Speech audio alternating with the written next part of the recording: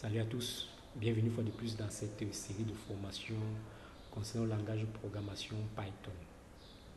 Précédemment, nous avons vu les list comprehension en utilisant une seule boucle qui était la boucle for. Pour aujourd'hui, nous allons voir la list comprehension en utilisant plusieurs boucles. De ce fait, j'ai juste récupéré l'exercice 2 que nous avons vu dans le cours concernant les boucles dans une liste. Et cet exercice consistait juste à trouver la valeur de la liste de la saturation à nul, dans laquelle l'utilisateur juste proposait la saturation à nous. Et grâce à cette formule-ci, nous avons pu résoudre cet exercice en trouvant la liste de la saturation à nul grâce à ce programme-ci. Nous avons bel et bien codé dans la vidéo là. Et la régénération de ce résultat là était basée simplement sur cette condition if. Il fallait que tous les données que l'utilisateur entre pour qu'ils soient injectés dans la saturation à nul pour qu'on ait le résultat, il fallait que ces valeurs là soient supérieures à 0, c'est-à-dire positif. Au cas où c'est négatif, parce qu'on n'a jamais une saturation qui est négative, cela va générer un message d'erreur. Exécutons ce programme, nous avons rien à faire. Voilà, donc il y avait un message d'erreur. Donc tout ce que nous allons faire aujourd'hui, cela va consister juste à refaire ce programme-ci en utilisant juste la list comprehension. Et je l'ai dit dans la vidéo précédente que la list comprehension, c'est une méthode. List comprehension, pour utiliser cette méthode, cela renvoyait à la méthode courte. Ici, c'est la méthode classique qu'on appelle la méthode longue. Vous voyez bel et bien que ici le codage, là, nous avons plusieurs lignes de code. Bon, je vais appeler ceci la méthode longue. La méthode longue.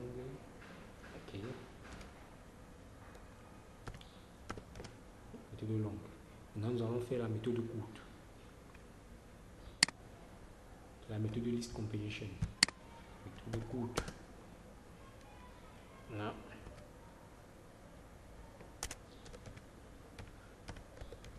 Méthode courte. Je vais définir entre parenthèses list comprehension. La list comprehension.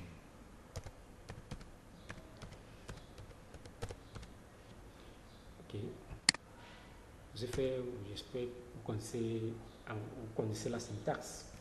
Bon, comme la répétition est la mère de la science, je vais réécrire la syntaxe.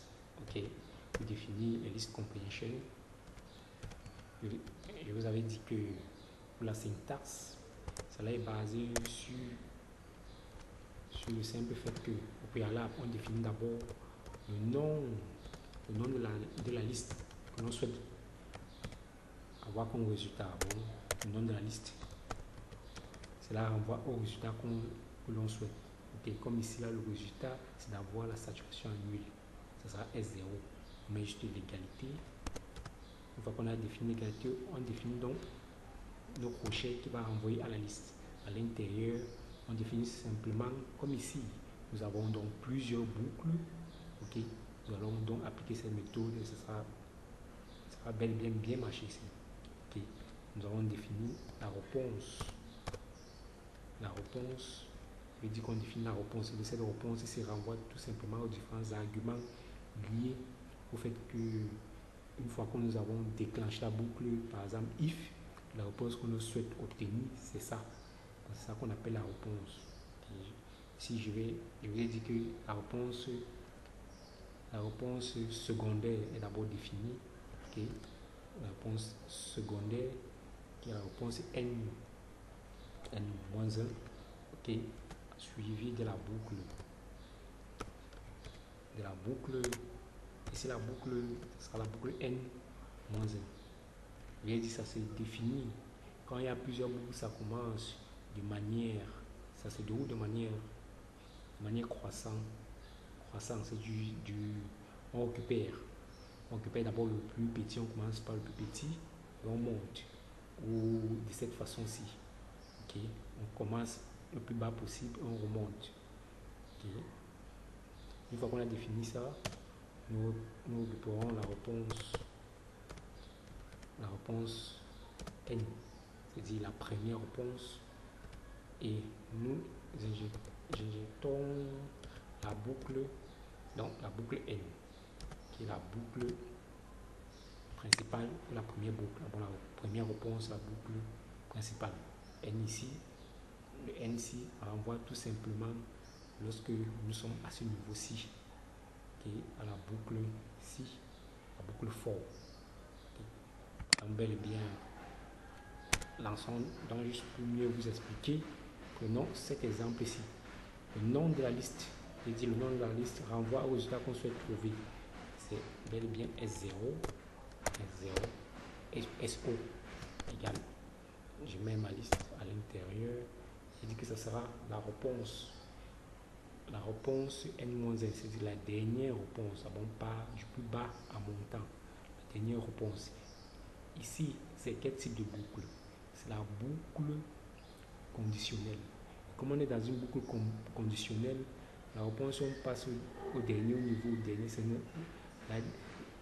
la boucle dernière. Ça ne sera pas le S qu'on va récupérer. Non. Quand on est dans le type conditionnel, c'est d'abord le if qui est déclenché avant le else. Ok. Bon, cet ordre-ci renvoie plutôt au type en fait. Ok. Bon, quand on est dans la boucle conditionnelle, on récupère d'abord le if, on va récupérer le else, après on va monter directement for, simplement.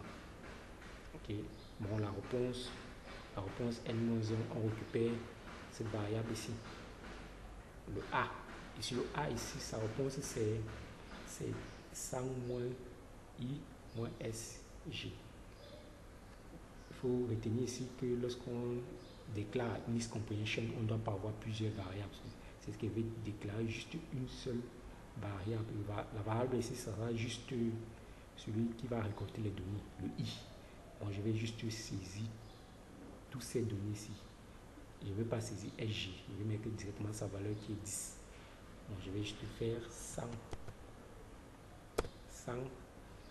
moins i moins 10. Tout simplement, je génère sa boucle. Sa boucle, c'est le if qui définit sa boucle if. Ici, il va falloir que le if là soit commencé le a. Et le a s'y renvoie à toute cette différence ici. Bon, je vais récupérer. Je fais 100 moins i moins 10. Tout simplement ça, qui doit être comment? Qui doit être supérieur à 0. Une fois que c'est bon, je peux donc passer à cette boucle ici. À cette boucle ici. Au cas où nous n'avons pas cette réponse ici, on aura donc un message d'erreur. Okay? Au cas contraire, je mettrai juste l'espace. Et maintenant, pour définir le S on ne met pas là en réponse avant de mettre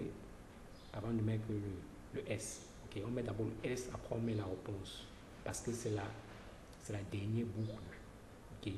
Cette dernière boucle n'a pas de condition. Là, on n'a pas écrit un A supérieur ou inférieur. C'est pour ça qu'on met d'abord le S, on met l'espace. On peut maintenant définir sa réponse qui est erreur.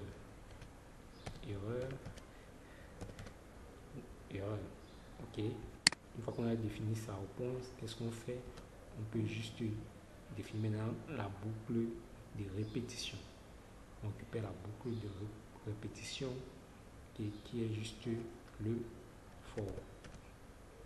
Le for i in attribué aux données de la saturation à nous. Tout simplement ça. Ici, c'est juste la variable. Ok. On récupère juste le for aussi. C'est juste une variable là. Le for n'a pas de... La réponse du for, c'est les deux conditions aussi, tout simplement. Et il n'a pas de réponse. Sa réponse, c'est tout ça. réponse du for. Pour que tout ça soit enclenché, il fallait que tout ça soit vérifié. Maintenant, l'exécution de tout ça se passe comment? Ça se passe partant du dernier niveau à montant, tout simplement. Le for doit d'abord être exécuté. Une fois que le for est exécuté, qu'est-ce que ça fait? Ça revient ici. Ok. Bon, c'est-à-dire quoi? Lorsque i, la variable ou le récolteur de données, va aller dans les données de saturation en eau que l'utilisateur a entré, va récolter une valeur. Il va venir ici, il va faire la différence ici. Il va faire la différence une fois qu'il aura le résultat. Si ce résultat-là est inférieur à 0, c'est-à-dire positif, directement, il va me générer ce résultat-là. Maintenant, au cas contraire, il va me générer le résultat d'erreur, tout simplement. Et une fois que vous avez saisi la liste comprehension, il suffit juste maintenant d'afficher le résultat. Et afficher le résultat est très simple. Il faut juste définir le bring. On définit la fonction format qui bring la valeur de la saturation